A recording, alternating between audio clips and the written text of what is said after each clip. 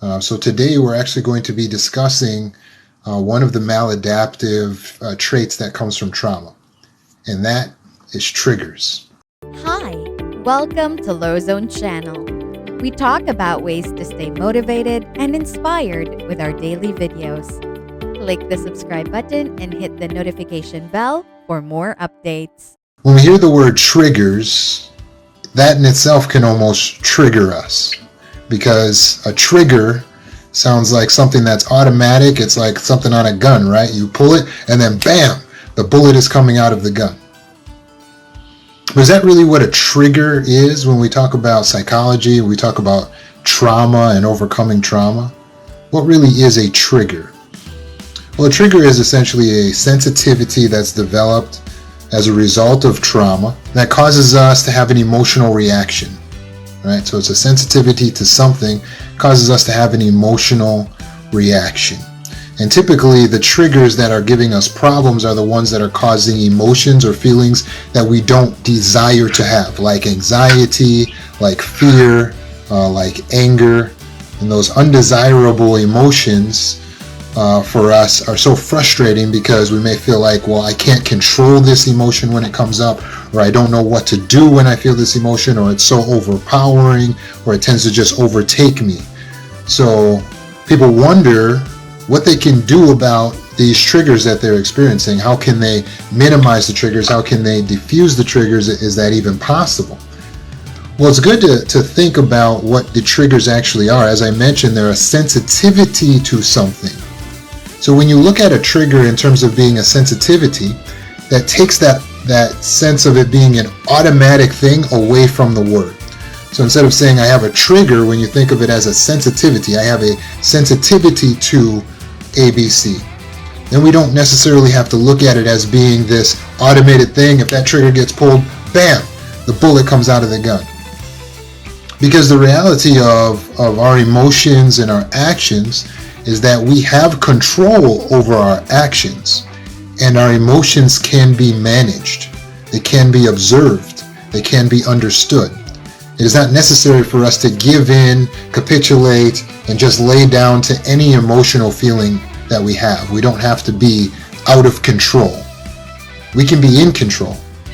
So just the fact that we feel a trigger or that we have a trigger is not enough to excuse any type of emotional reaction.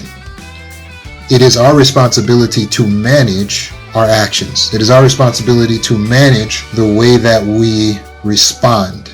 So instead of just reacting to a trigger, we want to do that. But how can we do that? Well, to understand how this is done, we have to understand what actually happened in a trauma. So a trauma situation is anything that violates the self or violates the values. A trauma is a violation of the self or the values. So when you were beat up by that group of people, or beat by your mother or your father, or attacked in some type of way, what you experienced was a violation of the self, or what you value in life, which is in our subconscious mind synonymous with the self. We believe we are our values. And so a trigger is created during the traumatic situation. The trigger that's created is the brain taking a snapshot of everything it can sense, what it can hear, what it can see, what it can smell, what it can taste. And it says, anytime you smell, hear, taste, or feel these sensations, please go into emergency mode. So the brain says, check, aye, Captain. So it takes a snapshot of everything that's happening at that time, and then it says, oh, later on, you smell something that reminds you of your attacker, bam, activates emergency brain in the mode, or emergency mode in the brain. You see someone that has the same haircut as your assailant, and bam, it activates emergency mode in the brain. Or you smell something, or you see something, like it can be anything from candy in a grocery store to shoes on a floor. It could be the way your partner touches you, or the way they kiss you. It could be something someone says, or how someone responds to your anger, or how someone responds to their own anger. It could be the way they speak or manage themselves. It could be a sock on the bed. There are so many potential triggers, I could not possibly name them all. Why? Because triggers are infinite. Why? Because it was just whatever you took as a snapshot when you were experiencing your trauma. For those who are survivors of complex trauma, they went through repeated violations of themselves, repeated violations of their values. By experiencing repeated violations of the self, they've had to create in their mind a file list, a category list of different things that remind them, that can trigger them. And so you may not be conscious of what your triggers are. In fact, most people aren't necessarily until that trigger gets activated. And then they say, oh wow, I have a trigger or a sensitivity to XYZ. Now I realize that. And some have found that it starts to get in the way of life. Now they're afraid to get on elevators, they're afraid to get on airplanes, because these are triggers. They have issues in their intimate partner relationships because they get triggered. And they try to tell their friends and family, this triggers me and this triggers me. But it can be difficult to manage all the various types of triggers, right? And typically they come down to the ones that are undesirable are anxiety and fear, or anger triggers. And that's typically what we're going to focus on talking about today, because those are the ones that seem to be the most perplexing and the ones that we would wish we knew how to get rid of. And we're going to talk about how you can get rid of your triggers. But it can be debilitating to live a life constantly riddled by worrying that something else is going to come up and trigger you. Something else is going to come up and make you feel anxiety or make you feel fear. And then what happens over time is you actually fear the fear.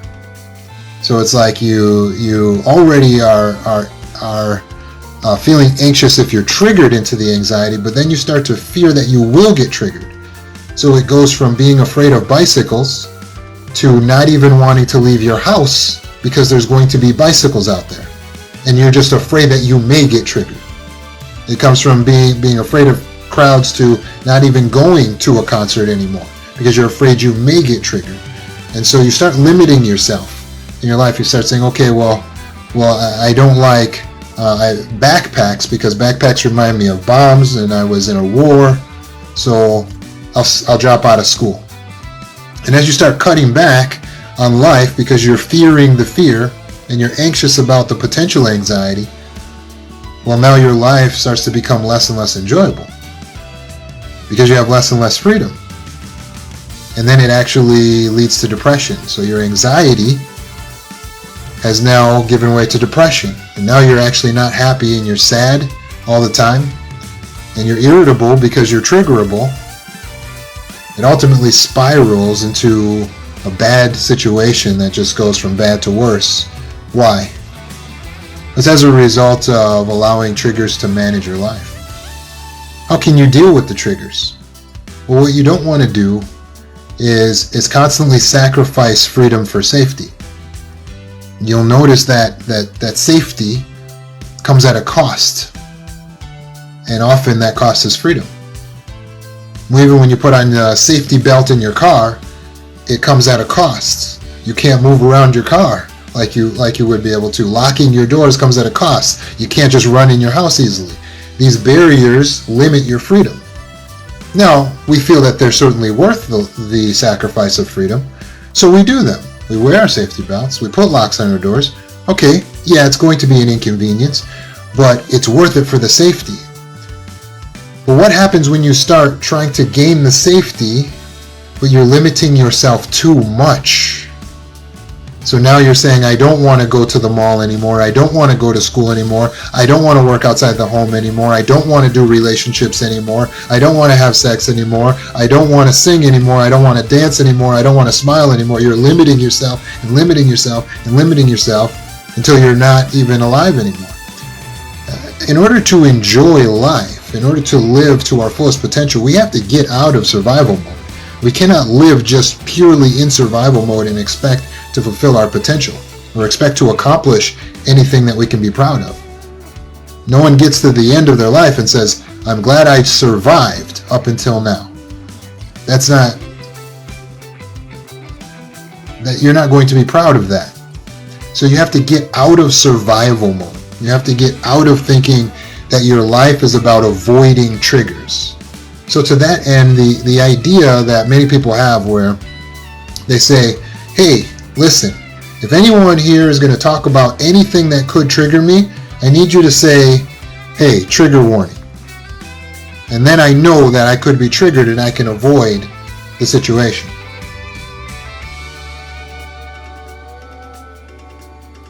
That's not going to work. The more you avoid your trigger, the more scary the trigger becomes. Asking everyone in your surroundings to tell you and warn you that you could be potentially triggered is not going to work. I'm sorry. That may trigger you. But the reality is you cannot live your life expecting everyone to know what your triggers are. It's impossible. We don't all know what each other's triggers are. It's impossible. A water bottle could trigger someone. Water can trigger someone. Air can trigger someone. We don't know. So the answer isn't to change the world around you. The answer isn't to control everyone in your environment. The answer is to learn to change yourself. To learn to control yourself. That's how you learn to manage the trigger. Let's go more into detail into what you actually have to do in order to be able to diffuse these triggers. If you think about raising a child, let's say you have a young child and you're carrying them, and then bam, a balloon pops, and that young child, maybe they're 2-3 years old, they start screaming because the balloon popped, and this is just the most traumatic thing that has ever happened to them as far as they're concerned in this moment. So now what you notice, the next time you bring a balloon around the child gets scared, they get frightened. What you realize happened is a trigger has been created. Now the child is afraid of balloons. Or there was one story of a child who got on the elevator with the mom, but when the mom got off the elevator, the child was distracted and the doors closed very fast, and the child was trapped in the elevator and ends up going to another floor and loses his mom. Now, he got reunited with his mom, but after that, he developed a trigger. When he would see elevators, he wouldn't want to go near them. In fact, he started asking his mom, where are we going? Is there going to be elevators there? A trigger was created. Now, if you had a son or a daughter that was afraid of balloons or afraid of getting on an elevator, what would you do for that child?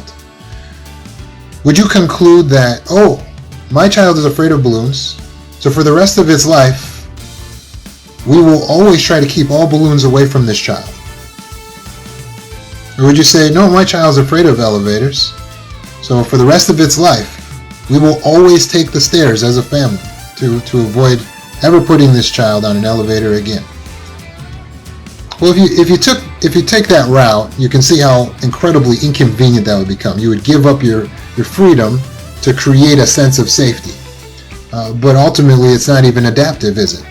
Because it won't allow the child to excel in life, to succeed, to reach his or her potential, because you've created this limitation based on the trigger.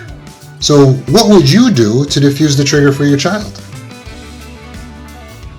Instinctually, most of us understand exactly what we would do. We would assure the child that the child is safe, and we would bring a balloon back around the child. And we show the child, see, it's okay, and the child at first is going to have an increase in anxiety and start crying. But then if you take your time with the child, and you keep letting the child see that the balloon is fine, eventually the child will touch the balloon, and he'll fuss a little bit, he'll go back and touch the balloon again, and he'll start playing with the balloon, and then you can take the balloon away and bring another balloon in, and what's going to happen? Eventually the child is desensitized to the balloon. It works, right? Well, of course, so many parents in here can agree, can attest to the fact that this works. So what have we done? We've actually managed the trigger, we've diffused the trigger, we've cured the child of their phobia by using exposure. What would you do with the elevator? You would use the same technique, wouldn't you? You'd say, well, it's okay. You're going to hold on close to mom or dad, and we're going to go on the elevator. See, it's safe. See, I'm right here. And what you're doing is you're assuring the child of the safety, but at the same time, you're showing them this is illogical. You don't have to have a fear the rest of your life of an elevator. You don't have to have a fear the rest of your life of a balloon. It is okay. You can get through this. It's safe. And we're going to do this together. And so by riding the elevator again and again and again, what eventually happens? The child becomes desensitized to the elevator, and their trigger is cleared up. Triggers are sensitivity. You know exactly what you must do to diffuse your triggers. Because when it comes to sensitivity with food, like if I said, hey, listen, you're going to need to desensitize yourself to spicy food so that you can eat food with more spice. What would you do to do that? Avoid all spicy food? Is that going to desensitize you? No. You're going to eat spicy food more often. By eating spicy food more often, it is your expectation that you will become more used to it. As you become more used to it and adjusted to it, you become desensitized to it. You have diffused the trigger. You know exactly how to diffuse a trigger. It's through exposure. The more you expose yourself to it, the less power it will have. This idea that we have, where intuitively we think, well, I need to avoid the things that are upsetting to me. I need to avoid the things that cause me anxiety. This is the prompt of your subconscious mind, because your mind goes into emergency mode when you are triggered. So that's what it's telling you. Your subconscious mind's like, get away from that thing. It's trying to keep you safe. Don't allow your subconscious mind to lead you. It's the animal brain. It is dumb. It doesn't know the difference between whether you're dreaming or you're awake. It just gives you emotions. It doesn't know the difference between whether this is truly safe or if this is just something that reminds you of the trauma, or if you're in an actual trauma. It doesn't know the difference. It has a snapshot of the things you saw, the things you smelled, the things you heard. When it feels or hears those things again, it doesn't know that you're not in the trauma. For some people, it's just recalling their trauma, just talking about it triggers them. That's because the subconscious doesn't know that that's not the trauma. So it's saying, oh, we're in a trauma situation, protect the self, and it dumps chemicals into your system, right? And it's got you all, oh my God, the anxiety's too much. I can't handle this. Yes, you can. If you recognize that you're being triggered at a time where you're actually safe, so you're feeling unsafe, when you actually are safe, you have to diffuse the trigger. How do you do that? Exposure. You have to reassociate in your mind whatever the supposed danger is, whatever the trigger is, with safety. You have to help the mind to recognize that this is a safe situation. It is not in any danger. How do you do that? Exposure. There are two types of exposure. There's flooding and there's gradual. You can pick which one you want. Flooding exposure is where you just push yourself into the situation all the way in, you let the anxiety spike sky high, and you just ride it out until your brain realizes you're actually safe.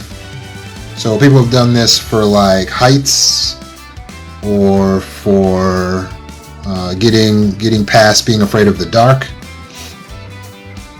Go up really high, just expose yourself to the situation, and then suddenly, what will happen?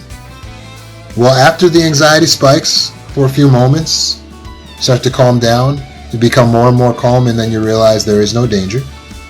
And your brain reassociates the sights, the smells, the sounds, everything associated with that trigger, reassociates it with safety, and you're good to go. Is it that simple? Yes, it really is that simple. Is it easy? Well, apparently not. That's why people tend to stay closed up and afraid, because of this trigger. They don't want to feel anxiety. They don't want to feel scared. They don't want to feel anger. So they don't expose themselves to the trigger. But by exposing yourself, you can retrain the brain. The other way that you can use exposure is through graduality. Gradual exposure is a technique you can use that will help you to manage that fear of the fear that you have. So let's say I'm afraid of scissors, or scissors for me is the trigger. So what I'm going to do is I'm going to take some scissors and I'm just going to put myself next to the scissors first. I'll allow the anxiety to spike, and I'm going to sit through it. You have to work through triggers, not avoid the trigger. Once I feel calm enough, then I will go to the next step. The next step will be to touch it very briefly. So I'll touch the scissors very briefly, let the anxiety spike and work through it. Then I'll hold my hand on the scissors. When that doesn't bring up any anxiety anymore, then I'll pick up the scissors and put it down. This is graduality. When that doesn't bring up anxiety anymore, then I will hold the scissors. If I feel my anxiety spiking, what do? Work through it. You don't defuse a trigger by giving up and running away. You have to work through the trigger. Okay, I'm safe right now. Once I become bored, because that's what comes immediately after realizing that there's nothing to be afraid of, then I can go ahead and begin to use the scissors. Next thing I know, the phobia is gone. The fear is gone. The trigger is diffused.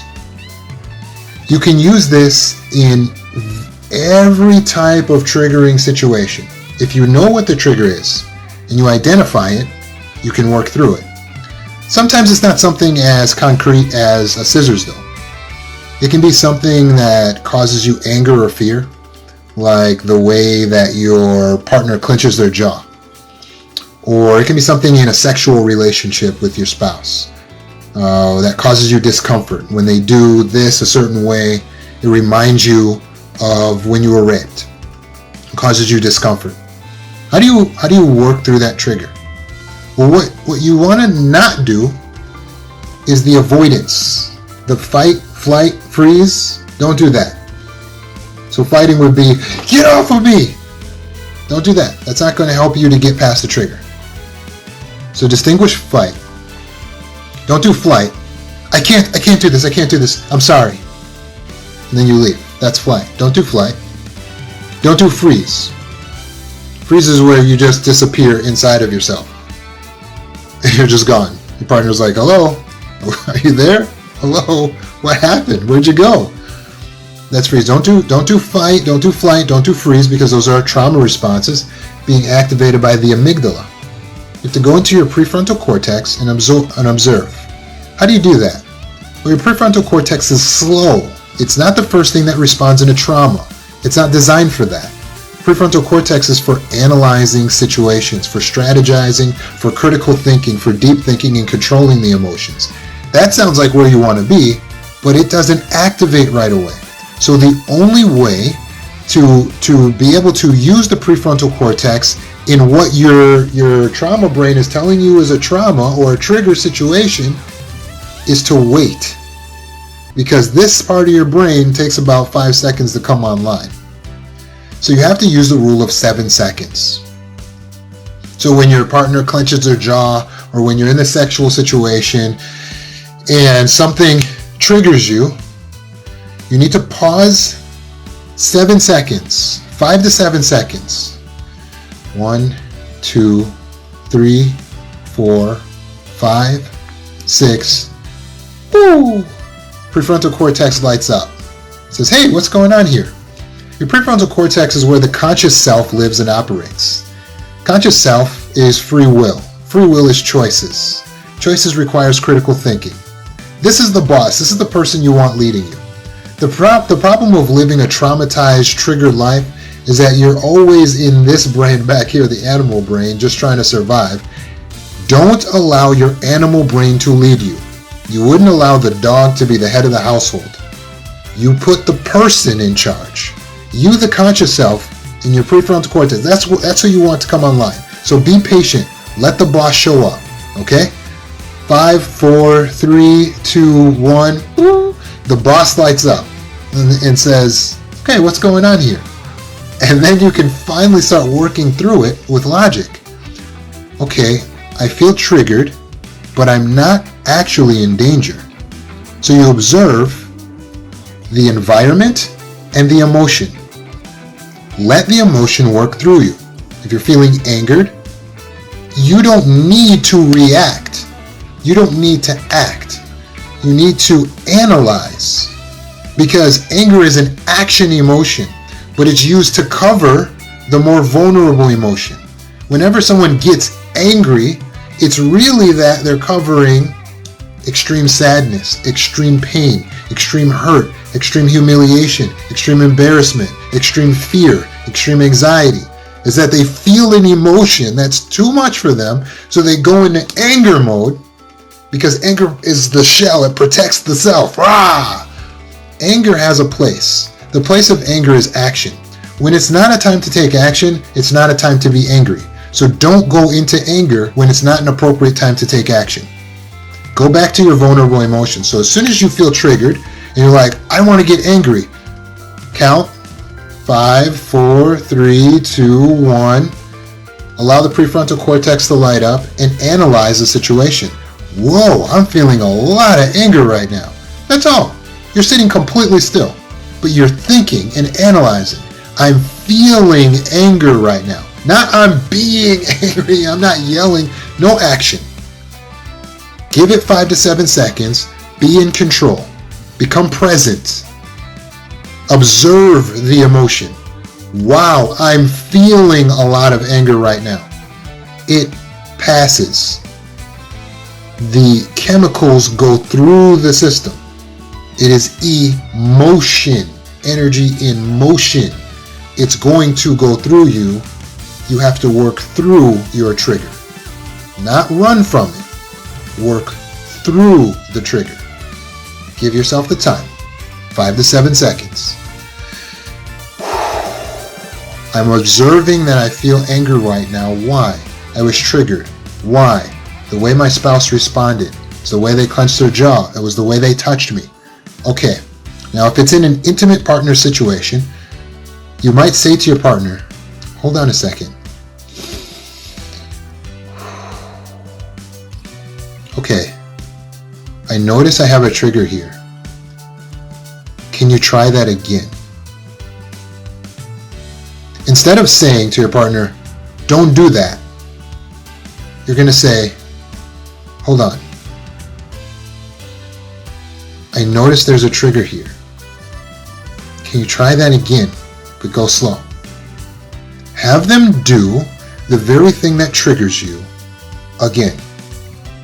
Work through the trigger, and you will defuse the trigger. How many times will you have to do it? It's different for everyone. But it helps when you are absolutely convinced of your safety in the situation. So take your time, be patient, and when possible, if you have a safe person to work with, a friend, a family member, or a therapist, work through your trigger with the therapist or that friend or family member. Say that again. You said something that triggered me. Hold on a second. Breathe. 5, 7 seconds. Can you say that again? Let him say it again to you. I'm observing, I'm noticing how that makes me feel. This is mindfulness, right? That animal brain doesn't know if you are in the trauma or not, so you can't listen to that. You cannot allow your life to be led by that.